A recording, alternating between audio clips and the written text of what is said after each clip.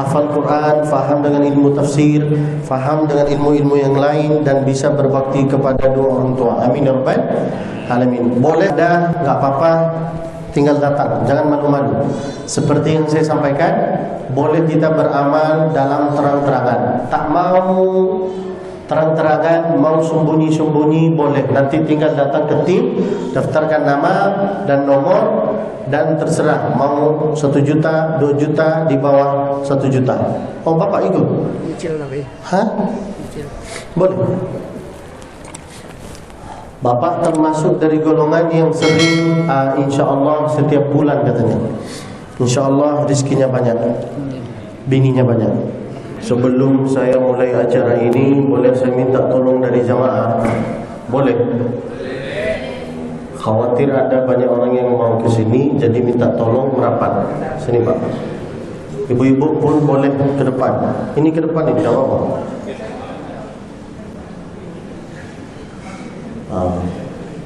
Ada masalah.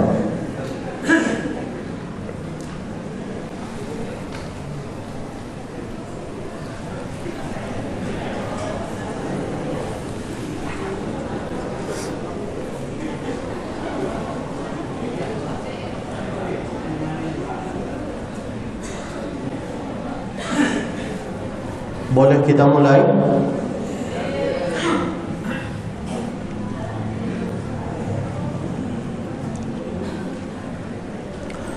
Bismillahirrahmanirrahim. Assalamualaikum warahmatullahi wabarakatuh.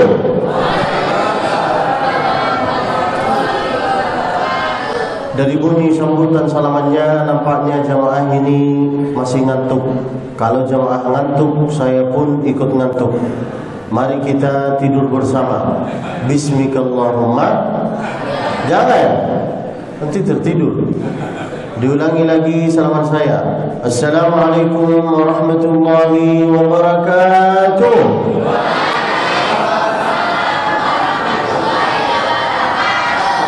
Alhamdulillahilladzi ansha'a wa bara wa khalaqal ma'a wath-thara wa ja'ala kulla shay'in wadara. Ar-Rahmanu 'ala al-'arsyi istawa was-salatu was-salamu 'ala al-mab'uuthi fi ummil qura. Sallallahu wa sallam wa baraka 'alaihi wa 'ala alihi wa sahbihi wa sallam. Kalam bermula dengan bismillah, dilanjutkan dengan alhamdulillah. Salawat dan salam kepada Rasulullah, kepada salawat dan salam kepada Rasulullah, maka semua nikmat Allah sempurnalah sudah. Alhamdulillah, saya bisa datang ke Kota Malang. Lalu kemudian kemarin pas waktu saya datang ke Malang, saya isi pengajian subuh, duha sampai asar saja. Setelah itu saya mengelilingi kota Malang. Ternyata kota Malang ini sangat sejuk sekali. Saking sejuknya, orang-orang Malang juga ketika dijumpai sangat menyenangkan. Kok bisa? Karena orang Malang kalau dipanggil Mas, langsung dia jawab dalam. Masya Allah. Dan diiringi dengan senyuman. Dan itulah sifat orang Indonesia yang asli. Suka senyum. Jangan judes, jangan jutek, jangan bawa istilah jaga image dalam menghadapi orang. Kalau menghadapi orang, siapapun orangnya, senyum. Iya Pak, dalam, enak. Dan itulah sifat asal usul Indonesia. Mudah-mudahan sifat asli ini, asli Indonesia ini, yaitu adalah senyum, selalu bisa diamalkan oleh kita. Amin ya rabbal alamin. Dan itu salah satu sifat Nabi yang ditinggalkan oleh kita, yaitu adalah apa? Yang pertama senyum, yang kedua salam. Yang pertama, banyak orang yang rajin ibadah, zikir, sholat di masjid, umrah, haji, tapi susah senyum. Agak-agak mirip malaikat penjaga api neraka. Jumpa sama dia kayak gini, tak bagus. Harus senyum. Itu sifat Nabi yang pertama, sunnah Nabi yang pertama, senyum. Dan kalau senyum harus buka gigi, nampak gigi macam kayak gini. Jangan kayak gini. Buka gigi. Nabi kalau senyum, dua gigi Nabi ini nampak. Bahasa Arabnya hatta banat nawajidahu. Artinya dua gigi Nabi ini nampak kayak gini. Beda dengan kita kan? Orang yang memang lapang dada, senyumannya kayak gini. Tapi yang agak-agak sempit hati, Nah, yang pertama senyum, yang kedua salam. Jumpa sama siapapun harus bermula dengan istilah Assalamualaikum warahmatullahi wabarakatuh. Mengapa bermula dengan Assalamualaikum? Karena salam itu isinya doa. Salam itu terbagi tiga. Yang pertama harus dijawab, yang kedua tak boleh dijawab, yang ketiga tak ingin didengarkan oleh kita. Yang pertama yaitu adalah ketika saya salam, Assalamualaikum warahmatullahi wabarakatuh. Semua harus jawab. Boleh kita ya? Latihan. Assalamualaikum warahmatullahi wabarakatuh. Kalau ada non-muslim salam sama bapak, dia cakap Assalamualaikum, bapak jawabannya hanya satu saja, Waalaikum. Begitulah ajarannya Nabi SAW. Mengapa Nabi mengajarkan Waalaikum saja? Karena kami enggak tahu dia cakap Assalamualaikum apa Assalamualaikum. Assalamualaikum artinya selamat bagi engkau, anak engkau, harta engkau, keturunan engkau, masjid engkau, lingkungan engkau, selamat. Tapi kalau Assalamualaikum itu artinya apa? Mampuslah kau. Maka kalau jumpa sama orang non-muslim, cukuplah jawab Waalaikum, diiringi dengan senyum. Kita tak tahu niatnya dia kan. Kalau dia cakap selamat bagi engkau, kita jawab Waalaikum, kamu juga selamat. Tapi kalau dia cakap Assalamualaikum, mampuslah kau, kita juga jawab engkau juga. La ilaha illallah. Nah, salam yang kedua yang tak boleh dijawab kapan? Ketika lagi sedang solat. Allahu Akbar. Ada orang mau lewat di depan kita kan? Kita mesti macam kayak gini. Nah, rupanya dia salam. Assalamualaikum Ustaz. Tak boleh kita jawab. Salam yang ketiga yang tidak ingin didengarkan oleh kita, yaitu adalah kapan? Ketika melewati kuburan lalu berkata Assalamualaikum ya ahlal diyar minal mu'minina wal mu'minat. Rupanya ada yang jawab Waalaikumsalam. Kira-kira ingin didengarkan? Tak. Maka kalau salam pun usahakan untuk sempurna, karena salam ini isinya doa. Selamat untuk engkau, warahmatullah, rahmat bagi engkau, wabarakatuh, berkah bagi engkau, keturunan engkau, semua. Dan kepada yang terhormat, yaitu adalah yang pertama yang membawa saya kemari, yaitu adalah Al-Ustaz Taufik. Kita doakan beliau mudah-mudahan sehat selalu. Amin. Panjang umurnya, banyak amalnya, banyak tanahnya, banyak rezekinya, banyak motornya, banyak mobilnya, banyak bininya. Yang mengaminkan bapak-bapak. Lalu kemudian kepada yang terhormat, yaitu adalah Al-Ustaz Abdul Rauf. Beliau tadi di sana, pas saya duduk di belakang, beliau memperkenalkan diri. Nah, itu yang sudah hilang dari kita. Banyak orang yang tak tahu tata cara bertamu. Tamunya datang, dia duduk main HP. Saya sebagai tamu, tak mungkin saya cakap, bapak dari mana?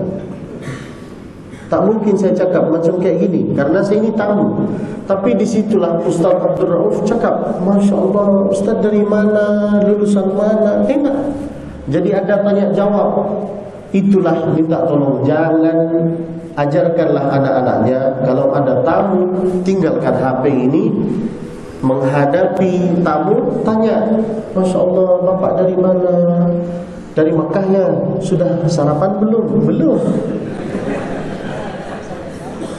Wes mangan? Belum. Wes nikah? Belum. Enak, sejuk hati saya. Ya Allah, di hati saya. Padahal hari ini hari terakhir saya di Malang, tapi berkesan bagi saya. Kenapa? Jumpa sama orang yang mudah sekali untuk menyapa, itu enak sekali. Enak sekali. Jadi minta tolong dibiasain. Bahasa Arabnya ij'alil 'adata ibadah. Biasaan itu, kebiasaan-kebiasaan kayak gini, nanti kalau jadi kebiasaan akan menjadi ibadah. Dan menyapa orang itu pun termasuk ibadah. Nah, saya ketemu sama Ustaz Abdul Rauf, beliau memperkenalkan diri, beliau tanya, Ustaz dari mana? Saya jawab, saya asal usul Indonesia. Asal usulnya darah dari mana? Darah Madura. Cuman bukan Madura asli. Kalau Madura asli itu agak-agak hitam, celeng. Kalau Madura KW seperti saya, ganteng sekali. Ya tak mungkin ada orang memuji saya, pasti saya muji diri sendiri kan. Nah, di situ beliau tanya, Ustaz lulusan mana? Saya jawab, saya asal usul Indonesia, lahir di Mekah, belajar di Mekah, semua besar di Mekah, dan insya Allah meninggal di Mekah. Amin ya Rabbal. Keluarga saya pun ada di Mekah. Tak ada satu orang di sini, hanya saya sendiri. Kok bisa saya datang di sini? Karena ceritanya saya dulu setelah lulus S1 2018 terakhir mau melanjutin S2 di Mekah, rupanya COVID-19. Tutuplah semua kuliah-kuliah di Mekah, Madinah semua tutup. Saya tak pandai berbicara dengan bahasa Arab, berbicara dengan bahasa Indonesia, tak pandai. Akhirnya saya cari tahu, kira-kira ada S2 di mana yang buka. Rupanya ada di Indonesia, yaitu adalah Surabaya, Wadipiro. Datanglah saya kemari menuntut ilmu S2. Rupanya ada hikmah dari Allah. Balik ke Indonesia supaya tak lupa dengan asal usul saya. Saya sangka Indonesia dulu hanya 3, Jakarta, Surabaya, Madura. Serius, saya tak tahu. Jakarta karena ada bandara, Surabaya karena ada bandara, Madura karena asal usul saya. Pas pertama saya nyampe Madura, di hati saya, masa di Mekah kering, di sini kering pula. Kan di Mekah jarang ada mall.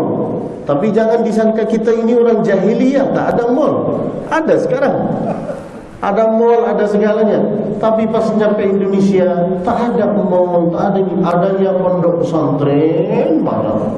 Sini pondok, sini pondok, sini pondok, sini pondok. Di hati saya, ngapain saya datang ke sini?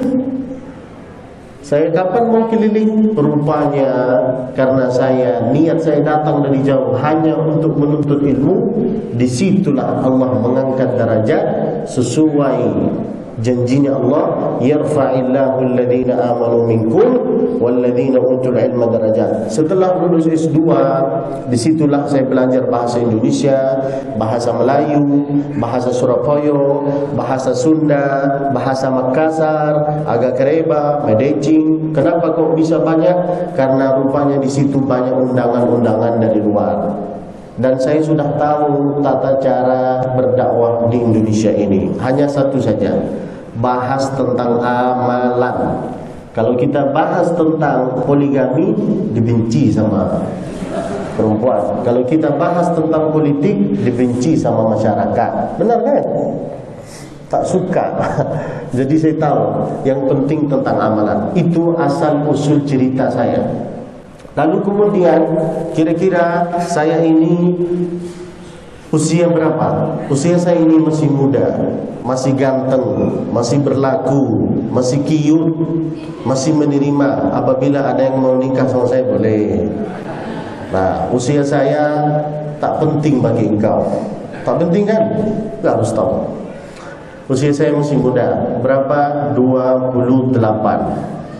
Tapi lihat, saya selalu mengingatkan kawan-kawan saya, kalau engkau di hari kemudian dapat banyak undangan, ingat, orang undang engkau bukan karena engkau pandai ceramah. No. Orang undang engkau karena satu, kemuliaan Al-Quran. Tak mungkin saya duduk di sini kalau tak ada Quran. Orang memanggil saya ini dari jauh-jauh, Syekh Abdul Basit Busri, bukan karena situ hebat, ganteng, meskipun memang ganteng, tapi karena kemuliaan Quran.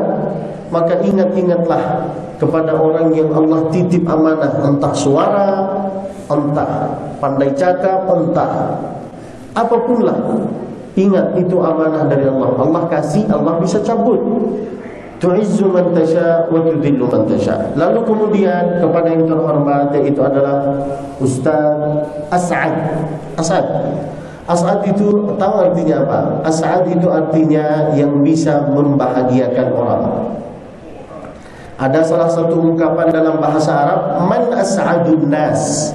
Kira-kira orang yang paling bahagia itu siapa? Jawabannya singkat sekali, huwa man as'adan nas. Siapa kira-kira yang bisa membahagiakan orang? Yaitu adalah dialah yang bisa membahagiakan orang. Kira-kira siapa di antara kita? Ustaz As'ad. Masya Allah, tadi beliau cerita 1M, 100 juta, 200 juta di hati saya. Nampaknya saya yang terima hari ini. Tapi saya tak tahu apakah terima atau tidak. Lalu kemudian Ustaz kita, MC kita, siapa nama Ustaz?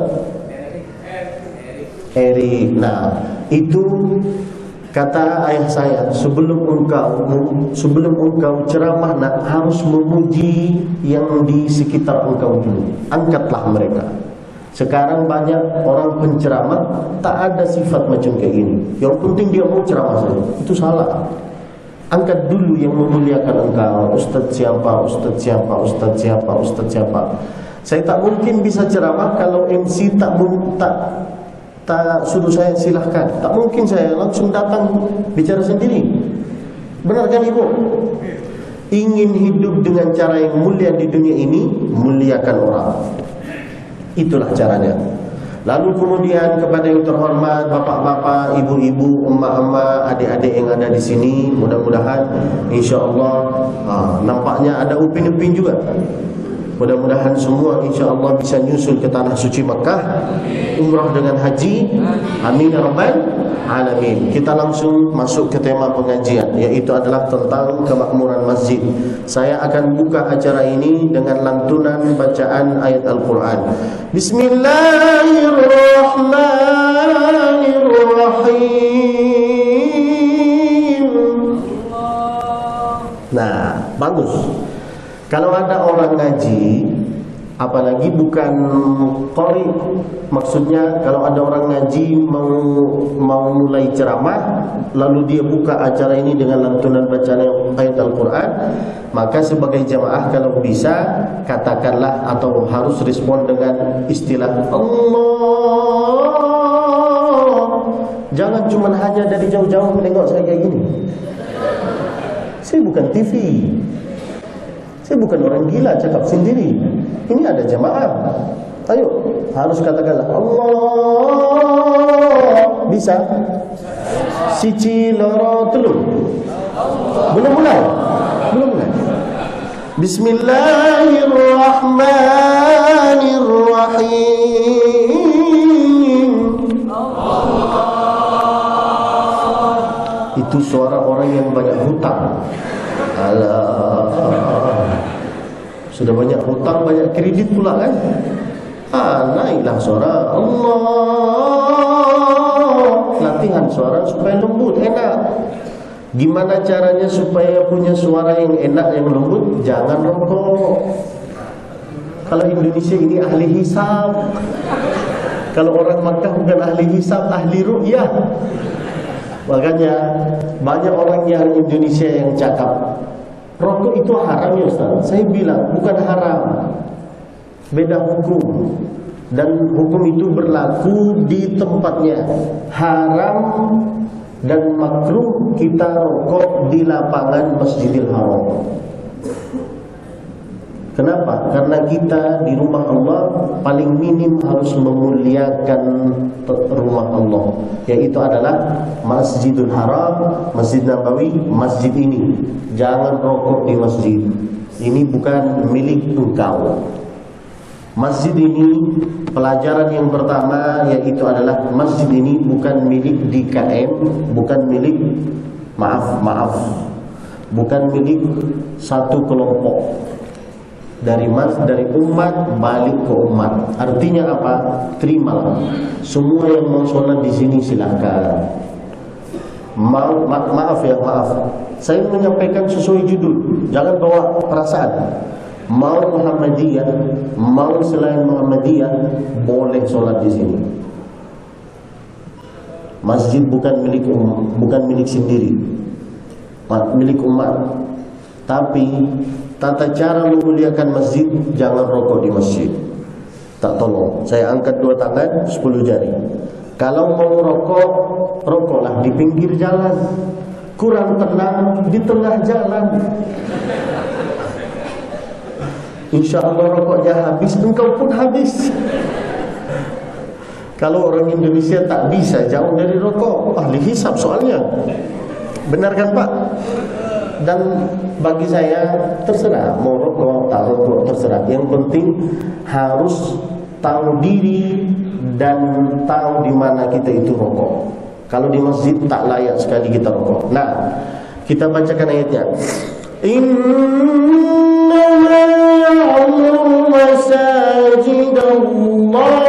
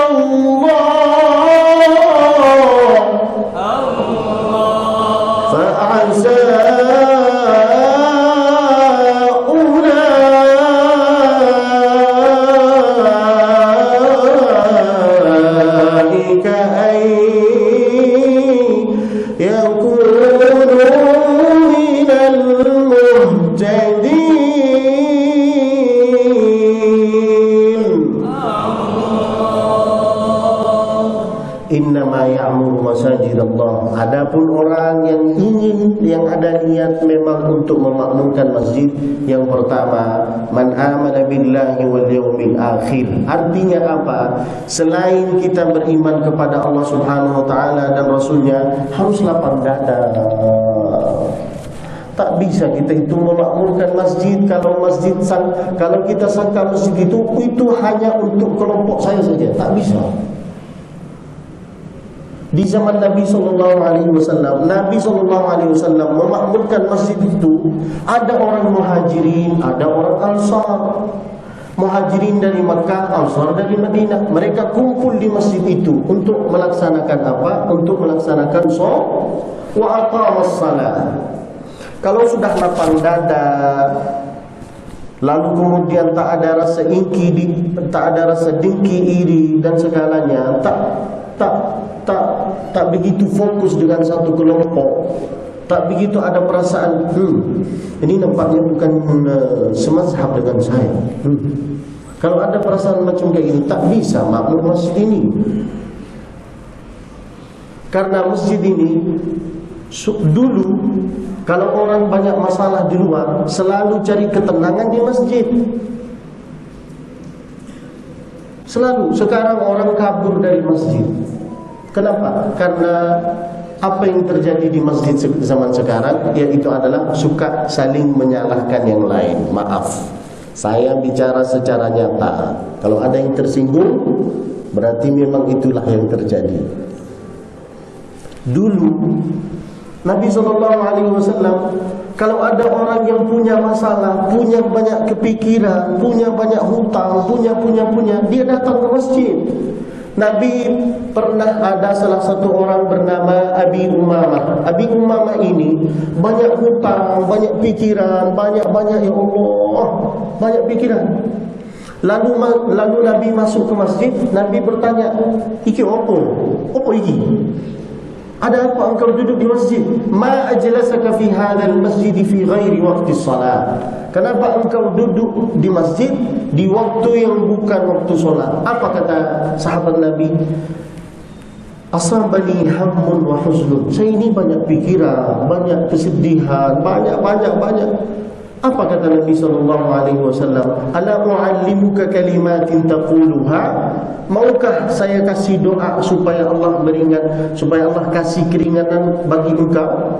Apa kata sahabat? Boleh ya Rasulullah. Apa doanya? Allahumma inni a'udzubika minal hammi wal hazan wal ajzi wal kasal wal jubni wal bukhl wa dhala'id daini wa qahri rijal. Itu tandanya bahwa memang kalau ingin memakmurkan masjid, bukan cuma hanya dengan pembangunan yang mewah, lalu kemudian ada AC sana sini, tapi hati sempit, lalu fokus dengan satu kelompok yang lain, maaf, dhalalah finnar. No, bukan macam kayak gini memakmurkan masjid. Memakmurkan masjid harus lapang dada, menerima semua. Siapapun yang punya mau solat, solatlah, tapi minta tolong. Siapapun yang mau menjadi imam masjid ataupun DKM masjid harus faham dengan ilmu fikih. Kami di Mekah tak boleh menjadi imam di masjid kalau tak punya dua sifat. Pertama, fasihun wa faqih. Apa artinya fasih? Kalau melantunkan azan, suaranya harus indah supaya orang datang, supaya orang tahu ini masjid mana, ini masjid mana, ini masjid mana. Fasih, bacaannya bagus supaya ada rasa tumakninah dan ada rasa khusyuk, paling minim tumakninah. Fasih. Yang kedua, faqih, harus tahu perbedaan madhab. Madhab di sini Syafi'i, madhab di sini, madhab di sini, dan harus menyesuaikan. Letak masalah kita belajar madhab ini, tapi bukan untuk menyesuaikan, untuk saling menyalahkan. Ya Allah, benar kan? Kita menuntut ilmu ini, Pak, bukan untuk menyalahkan orang. Menuntut ilmu ini untuk mengontrol diri dan tahu diri, supaya tak terjebak dalam kesalahan. Lihat, Nabi membangun masjid yang pertama, yaitu adalah Nabi tak fokus dengan satu kelompok. Bebas, siapapun yang mau datang, solatlah. Tapi lihatlah, Nabi memakmurkan masjid dari yang pertama itu. Man amana billah wal yawmil akhir. Selain artinya beriman kepada Allah, lapang dada dulu. Harus lapang dada. Tak ada artinya kita ini manusia lalu ditambah lagi Islam, tapi tak ada lapang dada. Tak ada artinya. Maka sering-seringlah baca doa ini. Rabbi syrahli wa yassirli wahlul 'uqdatan yafqahu. Nah, yang kedua, gimana cara Nabi memakmurkan masjid? Semua orang yang punya masalah di luar boleh datang, bertanya boleh. Sekarang kita kadang-kadang kalau mau bertanya ke DKM masjid, sana. Iki opo. Dan jangan mengusir anak-anak kecil. Kita ini masa lalu, fi'il madhi. Anak-anak kecil, fi'il mudhari' akan melanjutkan apa yang kita sudah bangunkan. Jadi kalau melihat anak kecil, hanya kasih tahu saja, nah, kalau sholat di masjid jangan main-main. Kalau saya lihat engkau main, ketuk kepala kau, baru tahu rasa. Itu pun di Makkah macam kayak gini. Selalu ada nasihat-nasihat dari orang tua. Tapi di sini banyak bapak-bapak yang sensitif dengan anak-anak kecil. Keluar. Namanya anak kecil pasti lari-lari. Kalau kakek-kakek mana mungkin lari? Benar kan? Jangan saling menyalahkan. Harus lapang dada. Nah, lihat ketika Nabi memakmurkan masjid, yang pertama lapang dada, yang kedua suara muazzin itu sangat bagus. Makanya kalau kita lihat sejarah Nabi, kok bisa sahabat itu sholat di awal waktu? Karena azannya sangat bagus. Allahu Akbar, Allahu Akbar.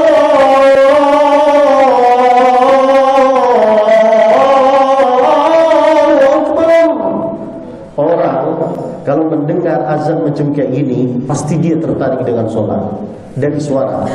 Tapi sekarang masalahnya kita, suara-suara azan, suara muazzin itu tak semacam-macam kayak gini. Suara muazzin kita macam kayak gini. Allah,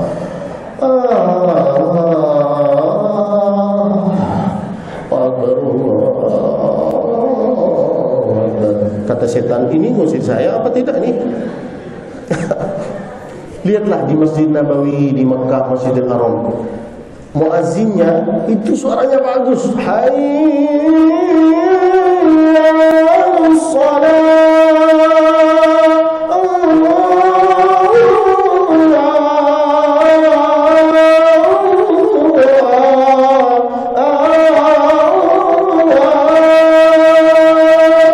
hati kita bergetar. Wa innamal mu'minuna alladzina idza dzukirallah wajilat qulubuhum. Hatinya bergetar ketika mendengar suara azan. Lihatlah di Masjid Nabawi, di Masjidil Haram. Elak kita itu lari-lari untuk datang ke masjid. Benar kan? Lari-lari. Bahkan padahal aslinya lagi rokok, tapi ketika mendengar langsung dia berhenti rokok, matikan, lari-lari. Beda dengan di sini. Di sini, nanti saja. Kalau sudah rakaat pertama baru kita datang. Benar kan? Kenapa? Karena suara muazzin kita itu kurang bagus. Kenapa? Karena kita ini tak pernah bikin latihan azan. Anak-anak upin-upin macam kayak gini,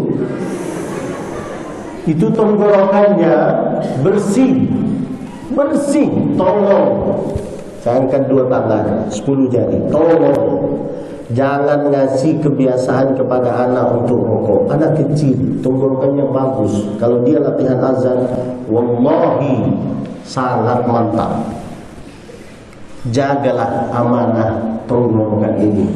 Tenggorokan ini bukan milik kita, milik dia, supaya kita berzikir kepada Allah.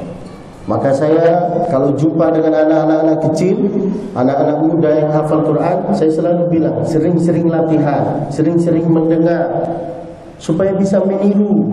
Nah, dari Nabi memakmurkan masjid, yaitu adalah yang pertama sudah saya sampaikan, yang kedua dari suara azan, yang ketiga yaitu adalah dari imamnya yang faham dengan ilmu fikih. Lihatlah Imam Abdurrahman As-Sudais. Kami di Mekah mazhabnya mazhab Hambali.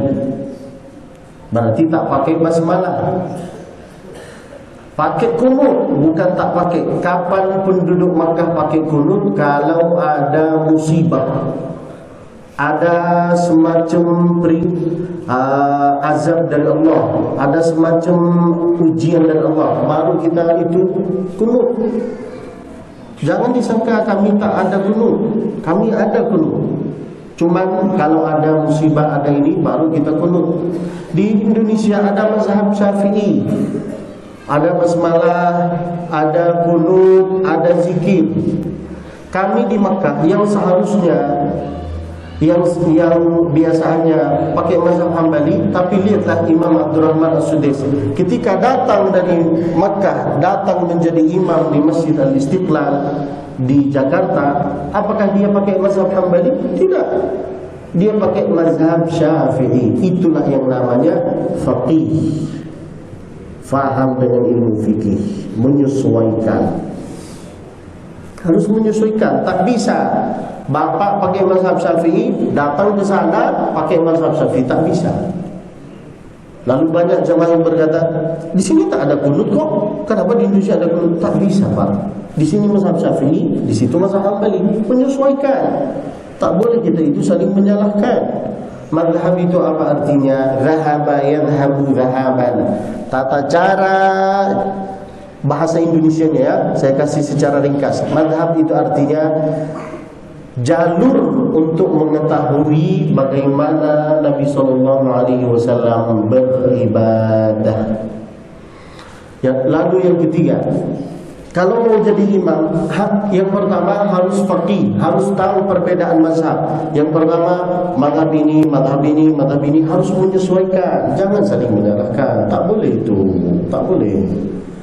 Orang dulu datang ke masjid, sekarang orang itu kabur dari masjid. Gara-gara apa? Gara-gara hal-hal sepele. Yaitu adalah ini baca niat, ini tak baca niat, ini basmalah, ini tak bagi basmalah, ini kunut, ini tidak kunut. Mereka berdialog, mereka kumpul dari isya sampai jam 2 malam gara-gara ini. Masya Allah, bahas tentang ini tak boleh, ini boleh, ini tak boleh, ini boleh.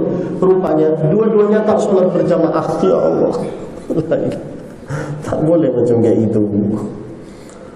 Tanmiyatul mujtama', ma hiya adwarul masjid apa langkah-langkah kewajiban DKM masjid dalam untuk memarkun masjid, yaitu adalah tanmiyatul mujtama'. Gimana kelompok sini, lingkungan sini, mazhab Syafi'i semua, mazhab Hambali semua. Jangan gini nanti jamaah itu pas itu imam itu ustaz, apa salah saya? Saya kan cuma hanya menyampaikan, benar kan Pak? Nah, lalu kemudian minta tolong, kalau mau menjadi imam harus faham dengan bagaimana Nabi SAW solat. Nabi itu kalau solat, kaifa kana sifatun Nabi SAW fi solat. Nabi itu kalau solat tak sama seperti kita. Nabi itu kalau sholat kana yaqra'u ayatan ba'da ayat. Ayat demi ayat beliau baca. Artinya apa? Allahu Akbar. Alhamdulillahi Rabbil Alamin. Ar-Rahmanir Rahim. Maliki Yawmiddin. Iyyaka na'budu wa iyyaka nasta'in. Ayat demi ayat beliau baca. Kenapa? Disitulah kita berdialog, diskusi dengan Allah Subhanahu wa ta'ala. Ketika kita berkata Alhamdulillahi Rabbil Alamin, Allah cakap, Allah jawab, hamidani abdi, dia bersyukur kepada aku. Ar-Rahmanir Rahim, dia memuji aku. Maliki Yawmiddin, dia minta pertolongan kepada aku. Iyyaka na'budu wa iyyaka nasta'in.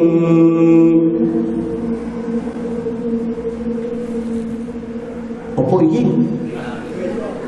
Itu seharusnya kita kalau jadi imam baca ayat demi ayat. Tapi imam-imam kita ini la ilaha illallah, Allahu Akbar, Alhamdulillah. Tak boleh jadi imam macam kayak gini. Siapa yang jadi imam bacaannya macam kayak gini, nanti dia akan menanggung dosa-dosa makmum. Dosa sendiri saja tak mampu, apalagi dosa-dosa makmum. Jangan main-main dalam sholat, tak boleh. Kalau mau memakmurkan masjid, tolonglah belajar sifat Nabi bagaimana sholat. Nabi kalau sholat ayat demi ayat, dan Nabi itu selalu tahu keadaan. Kalau ada anak kecil nangis, dia mengurangi bacaannya. Tapi kalau tak ada anak kecil, dia standar bacaannya 1 halaman, setengah halaman.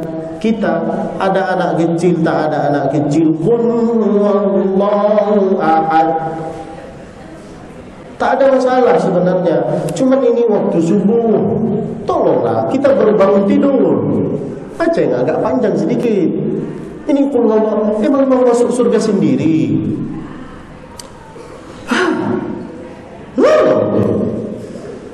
Panjang sedikit, 1 halaman, setengah halaman. Lihatlah di Masjid Nabawi, Masjidil Haram, salat subuh rakaat pertama 1 bukan 1 halaman, 1 lembar. 1 lembar, 1 rakaat. Sampai ada di samping saya 1 orang Arab, 1 orang Indonesia. Orang Arab nangis karena khusyuk, karena tahu imamnya baca tentang neraka, surga. Orang Indonesia ikut nangis juga. Setelah sholat, saya tanya, Lis Biki, kenapa engkau nangis? Karena dia baca tentang surga dan neraka. Saya tanya, Bapak, kenapa nangis? Kelamaan, Ustaz.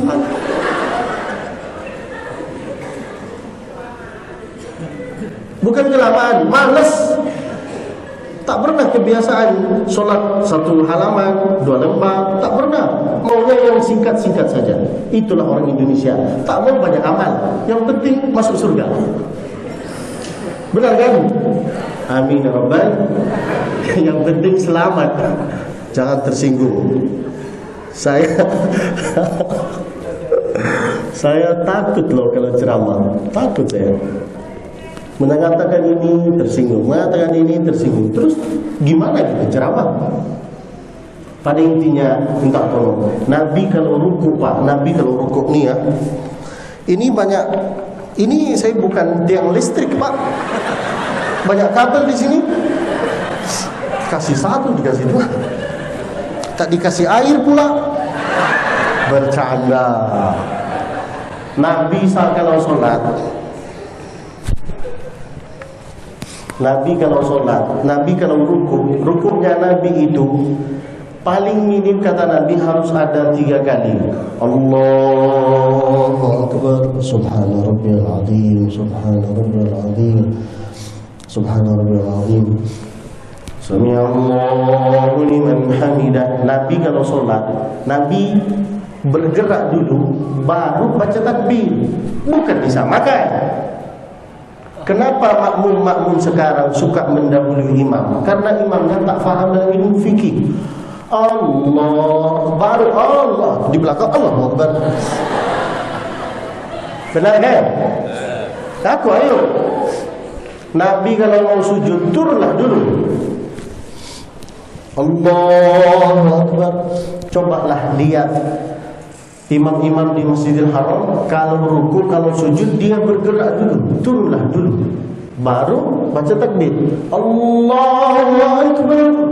Beda dengan kita Allah, dia sudah bangun dulu. Dan siapa yang suka mendahului imam dalam sholat, nanti mukanya di hari kiamat menjadi muka keledai. Kira-kira salah siapa? Salah imam apa salah makmum? Salah siapa? Salah imam, bukan salah makmum. Imamnya tak faham dengan ilmu fikih. Nabi kalau sholat, rukuknya itu lama. Kenapa rukuk dengan sujud itu harus lama? Karena disitulah dosa-dosa kita itu tertetes.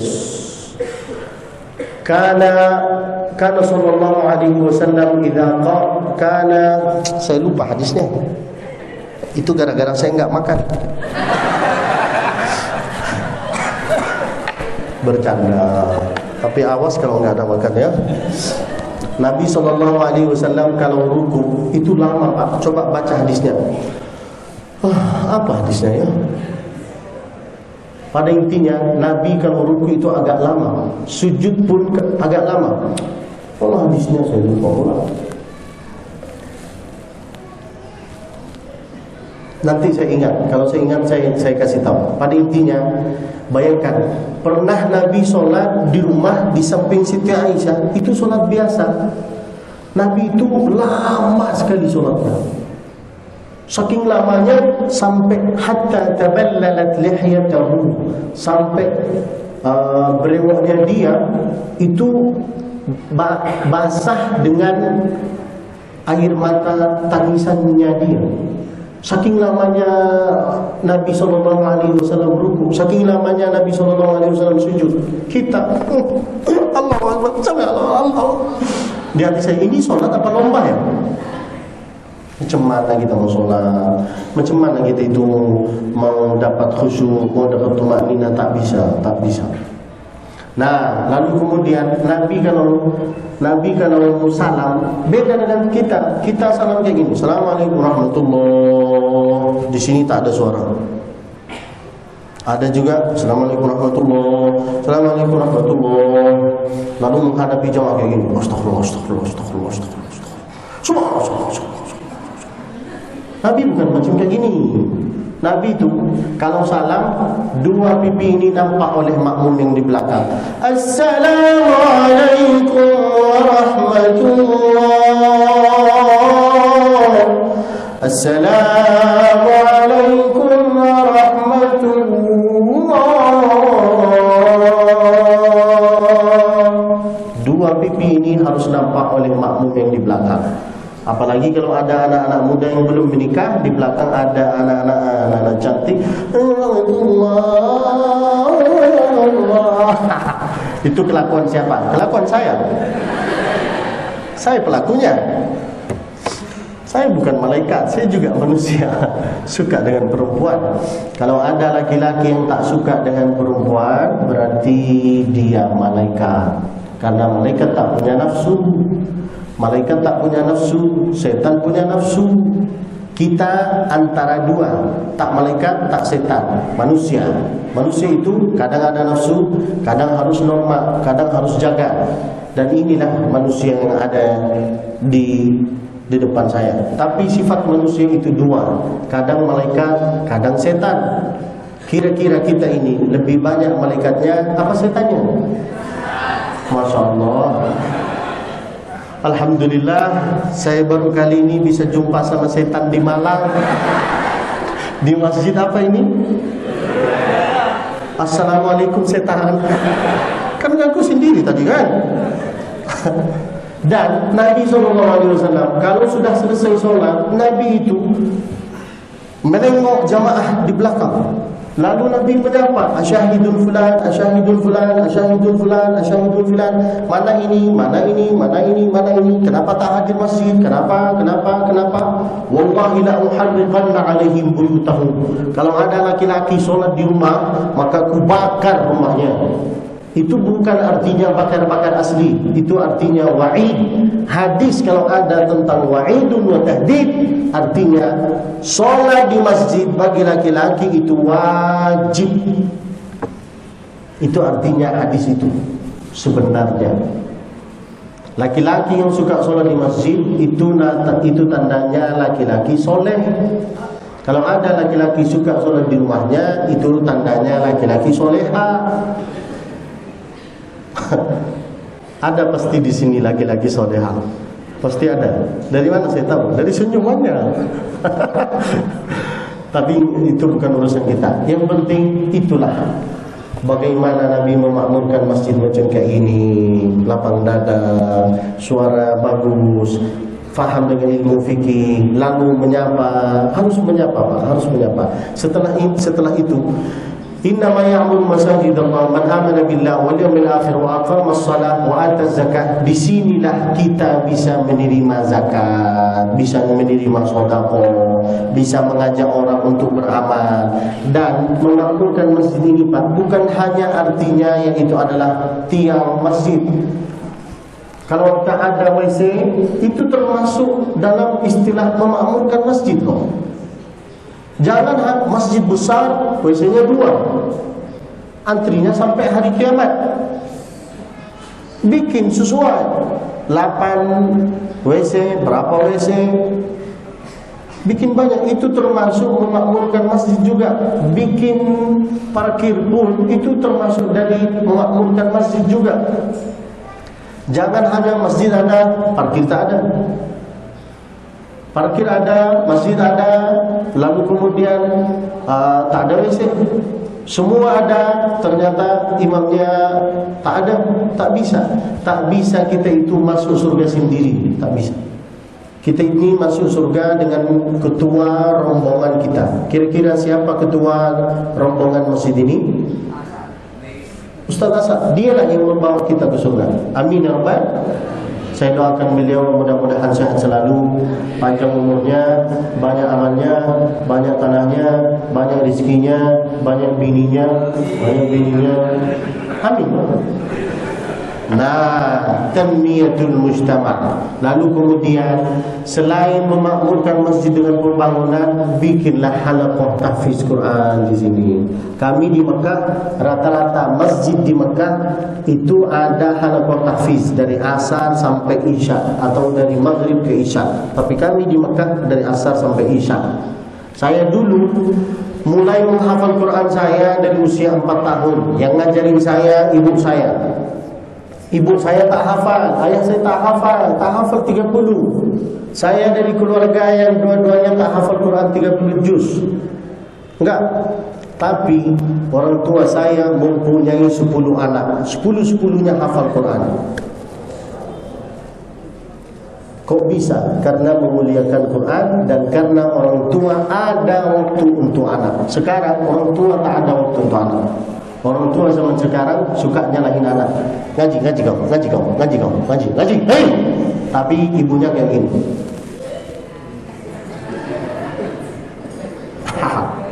Itu bapaknya, maaf, ini bapaknya. Kalau ibunya,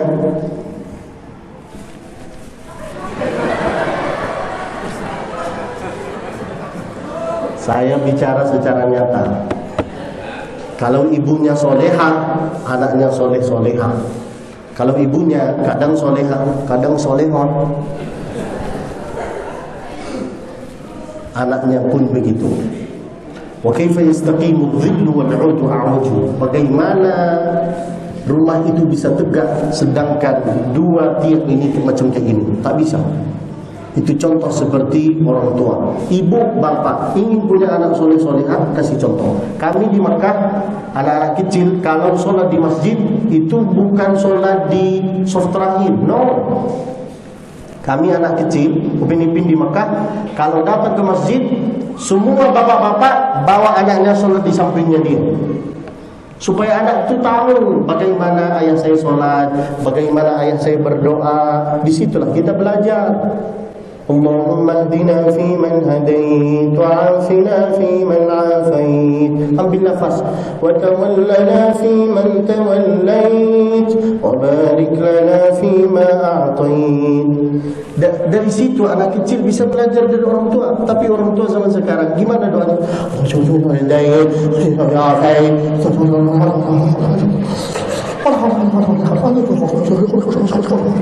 Apa itu? Apa?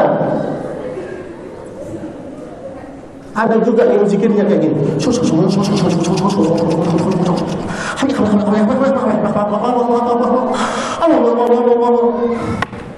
Pelan-pelan. Subhanallah, subhanallah, subhanallah, subhanallah.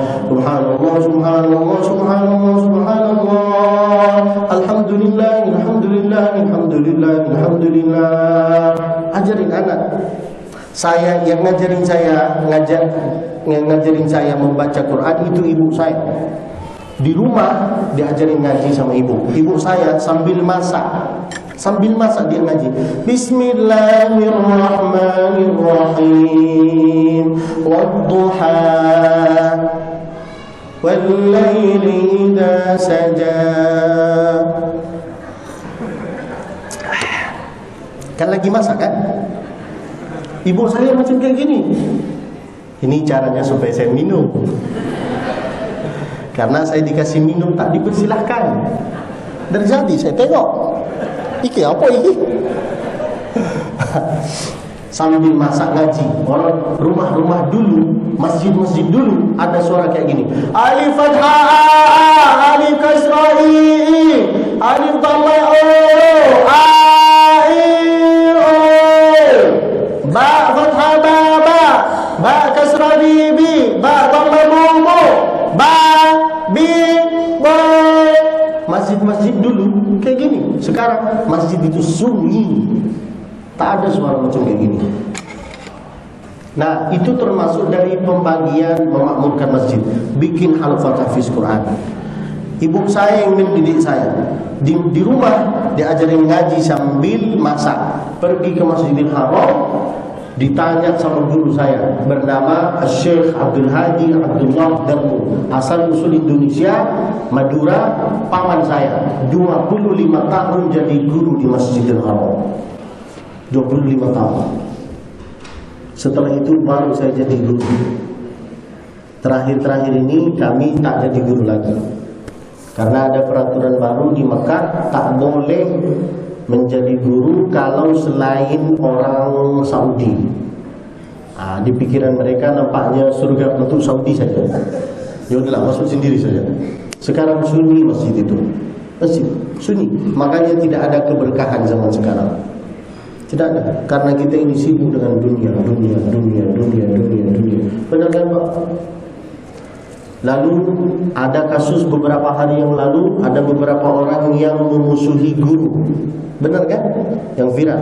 Siapa yang suka meremehkan guru, berbicara tentang kekurangan guru, lalu memusuhi guru, akan mendapat 3 ujian dari Allah. Man istakhaffa bi ustadihi ibtalahu Allahu bi thalathati asya'. Yang pertama, nasiya ma hafidha. Apa yang dia hafal, Allah cabut. Wa kalla lisanuhu. Yang kedua, wa kalla lisan, ucapannya dia terhadap masyarakat tak ada fungsinya. Yang paling ngeri di antara tiga azab ini, yaitu adalah waftaqara ila akhirih. Banyak uangnya tapi banyak utangnya, banyak musuhnya. Jangan memusuhi guru. Yang mencerdaskan anak-anak ini, umat ini, yaitu adalah guru. Di Indonesia yang saya dengar, guru ngaji gajinya yaitu adalah ikhlas ya Ustaz, ikhlas.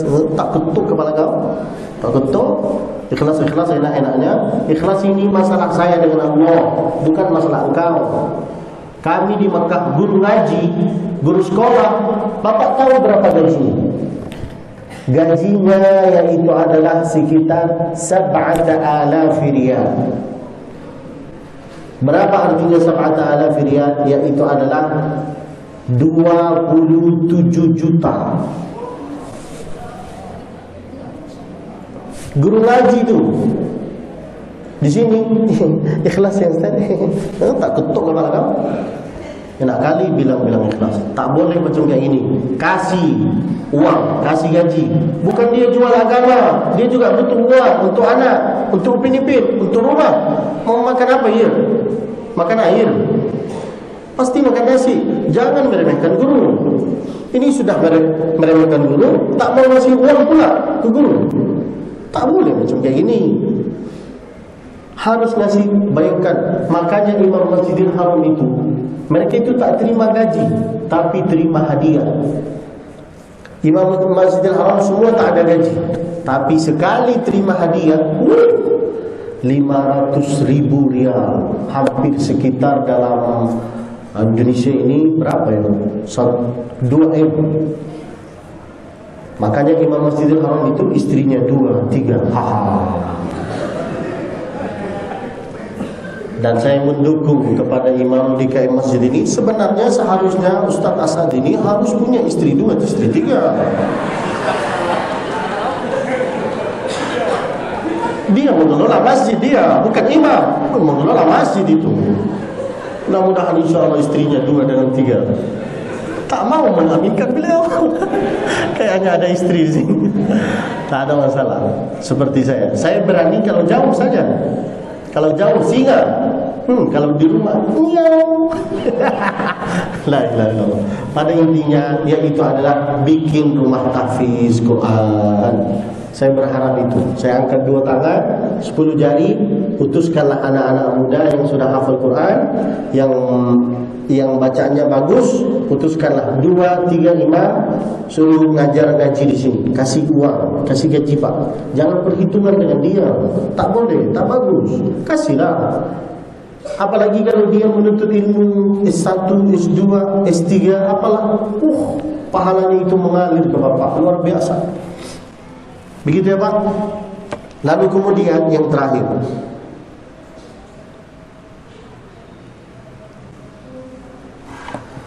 markazul lil islahi wat taubah. Yang ketiga, di sini tempat orang bermunajat kepada Allah, yaitu adalah artinya di sini tempat orang yang dia pendosa, banyak dosa. Dia datang ke sini untuk bertaubat. Kalau Bapak lihat orang banyak tato di sini, lalu dia sholat di sini, Bapak jangan bilang, kau ini. Di sini tempat dia bermunajat, tempat dia mengenal Allah. Solatnya sah atau tidak sah, insya Allah sah. Yang penting dia sudah Islam, sudah iman, sudah balik, sudah aqil, sudah tahu. Jangan saling mengejek, tak boleh. Makanya Nabi SAW berkata apa? Ma min muslimin yudhnibu dzamban. Kalau ada orang berdosa, setelah berdosa ngapain? Tsumma yatatahhar, mandi taubat. Gimana cara mandi taubat? Seperti mandi biasa. Gimana cara mandi junub? Seperti mandi biasa. Mandi junub, mandi taubat, mandi ini semua sama, tak ada bedanya. Ada yang mengatakan wuduk dulu, ada mandi dulu. Lihat kaidah asal usul fikih, yang penting isalul ma'i ilal a'dha, yang penting airnya mengalir ke bawah. Setelah mandi taubat, thumma yatatahhar. Lihatlah bagaimana Nabi ngambil air wudu. Nabi itu kalau ngambil air wudu, Nabi mengajarkan, nih ya, lihat ya. Nabi mengajarkan kalau mengambil air wudu, khusus tangan mesti dari atas ke bawah. Kenapa dari atas ke bawah? Supaya air itu masuk ke dalam kuku. Karena kata Nabi, "Aghfaraka, kukumu, fa inna syaitana yaq'udu ma qala minha." Karena sesungguhnya setan suka sembunyi-sembunyi dalam kuku. Sekarang banyak bapak-bapak, kukunya di sini panjang, di sini panjang, di sini panjang. Di sini untuk ini. Kadang untuk sini, kadang untuk ini. Panjang. Siapa yang rokok, yang kukunya panjang, kata Nabi, setan suka sembunyi-sembunyi dalam itu. Kenapa Nabi mengajarkan ambil air wudu dari atas ke bawah? Supaya itu dalam masuk ke dalam.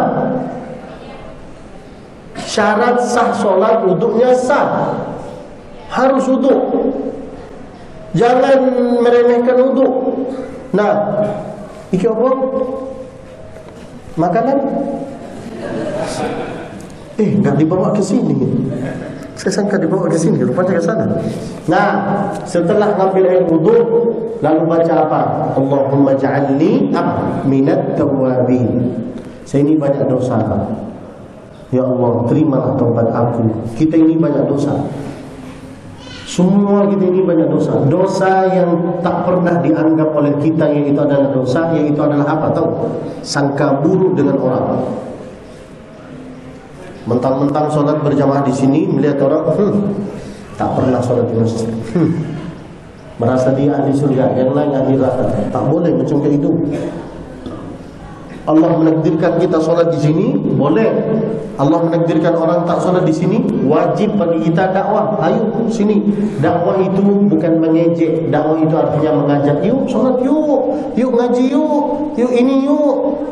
Dakwah itu artinya ngajak, bukan mengejek, merangkul semua kelompok, bukan memukul. Kau ini, no. Bacalah, pelajarilah asal usul artinya dakwah. Thumma yatatahhar, Allahumma ja'alni minat tawwabin, lalu kemudian waj'alni minal mutatahhirin, lalu kemudian waj'alni min ibadikas shalihin. Tiga-tiga ini. Sucikanlah, ja'alni minat tawwabin, sucikanlah hatiku, bersihkanlah kotoran-kotoran aku, waj'alni minal mutatahhirin, yang itu adalah jadikanlah aku dari kelompok-kelompok yang selalu menjaga diri dalam keadaan wudu, selalu wudu, waj'alni min ibadikas shalihin, gabungkanlah aku kepada orang yang soleh-soleh. Amin ya rabbal. Harus kita sering istighfar. Kita ini banyak dosa, termasuk saya. Di antara kita ini paling banyak dosanya adalah saya. Kenapa? Karena saya setiap 3 hari keliling Indonesia. 3 hari di Malang, 3 hari di Jogja, 3 hari di Lampung, 3 hari di Aceh, 3 hari. Kok bisa banyak dosa? Karena sering naik pesawat. Di pesawat ada pramugari. Dilihat haram, enggak dilihat kapan lagi. banyak dosa kita, maka harus sering-sering istighfar. 3 saya sudah sampaikan dalam artian memakmurkan masjid. Mudah-mudahan insyaAllah ilmu yang bermanfaat, mudah-mudahan insyaAllah bisa diamalkan oleh kita, mudah-mudahan insyaAllah bisa membawa kita ke surga. Amin ya rabbal alamin. Lalu kemudian yang terakhir, sebelum saya tutup acara ini, mudah-mudahan semua yang ada di sini insyaAllah lapang dadanya, luas rizkinya, dan insyaAllah semua bisa membawa keluarganya ke tanah suci Makkah.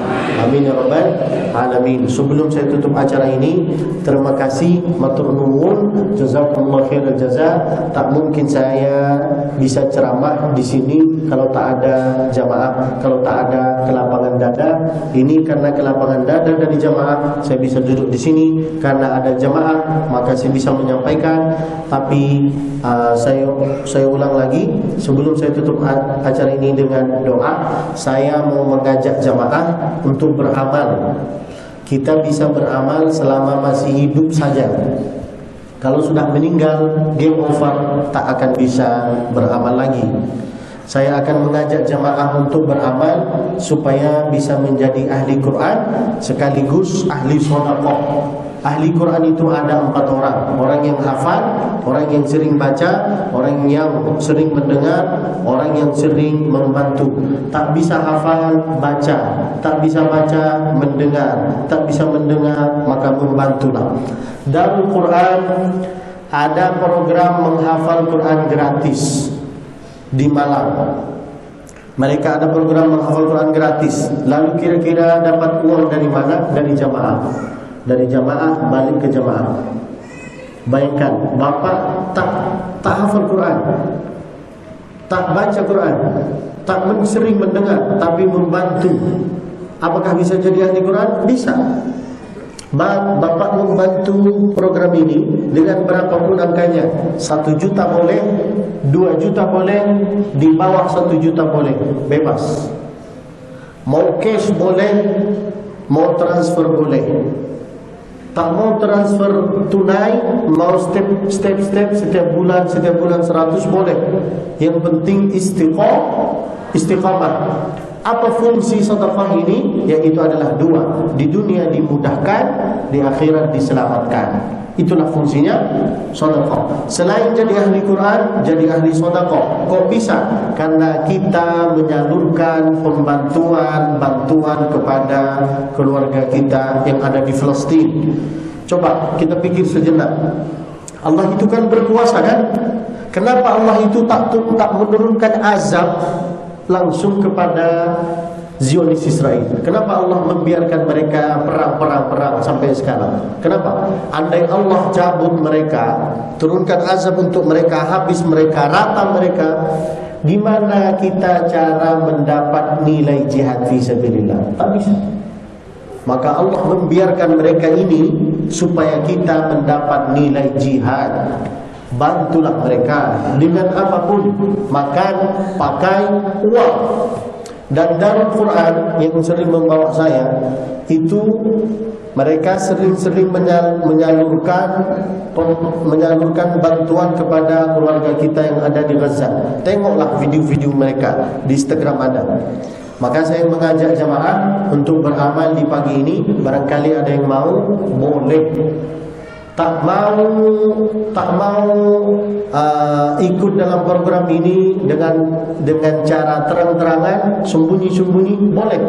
Tapi apakah boleh kita itu beramal secara terang-terangan, apalagi sedekah? Sangat boleh. Buktinya Abu Bakar, Uthman, Abdurrahman, mereka itu sedekahnya terang-terangan. Maka nanti saya butuh dari ibu-ibu, butuh dari bapak-bapak. Kalau bisa dari bapak-bapak 5 orang, kalau bisa dari emak-emak 5 orang, total 10 orang. Dan siapa yang ikut dalam program ini, insyaAllah taufik, saya akan kasih hadiah. Ini hadiah, bukan jual beli. Tak boleh jual beli dalam masjid, tapi boleh saya membagi hadiah kepada yang ikut dalam program ini. Nah, ini Quran. Quran ini sangat unik. Di sini ada Quran bahasa Arab, ada tafsirnya. Bapak selain baca Quran, baca tafsirnya supaya tahu ini apa artinya, ini apa artinya, ini apa takwilnya. Itulah indah Quran yang saya bawa ini. Dan insya Allah siapa yang ikut dalam program ini, seperti yang saya sampaikan, saya akan kasih hadiah kepada beliau. Boleh di angka 1 juta, boleh lebih dari 1 juta, boleh di bawah 1 juta, bebas. Yang penting catat namanya dan nomornya supaya sering istiqomah untuk beramal dalam yang saya sampaikan, insyaallah. Amin ya rabbal alamin. Kira-kira ada? Saya butuh 10 orang. Orang yang pertama, Sici loro, Sici loro telu opat. Ada popat 5 6 6, 7. Saya minta tolong 6-6-nya ke sini dulu. Mari ke sini Pak. Sini. Mudah-mudahan anaknya insyaallah menjadi seperti Ustaz Adi Hidayat. Amin ya rabbal. Nah, Masya Allah. Mari ke sini Ibu. Ibu ke sini, enggak apa-apa.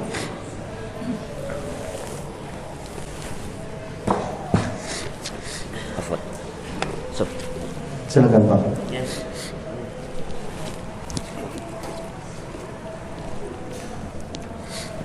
Ada lagi? Sini Bu.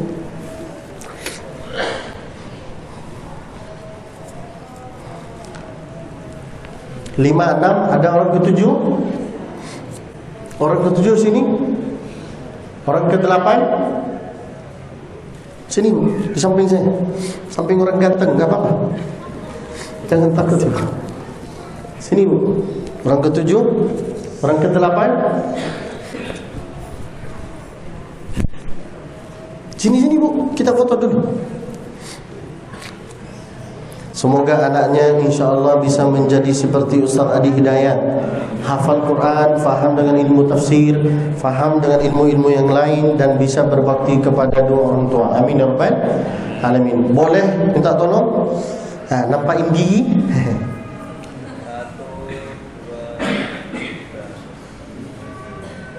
Gini Pak, gini Bu.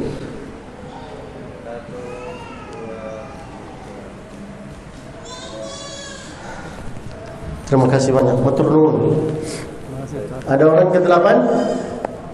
Saya butuh 3 orang lagi. 8, 9, 10.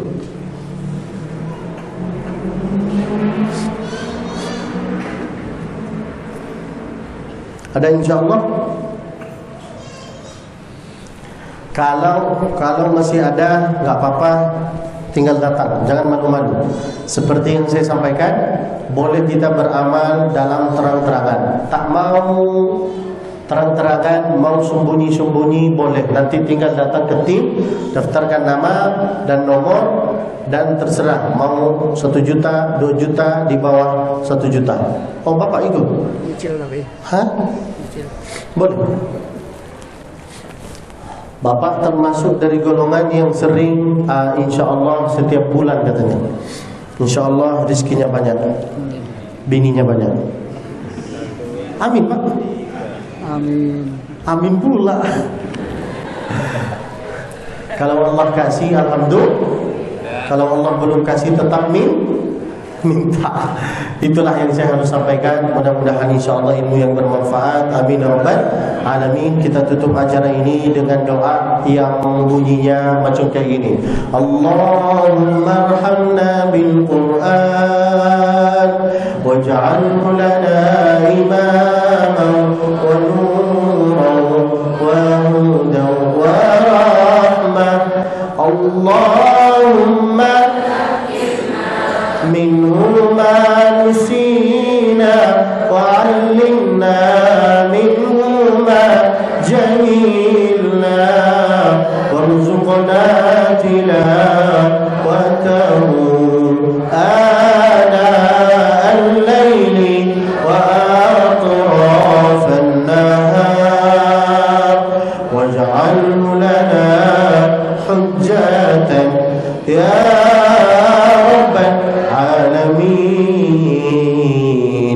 Saya minta tolong kepada jamaah, tolong doakanlah saya supaya saya bisa mati dalam keadaan husnul khotimah.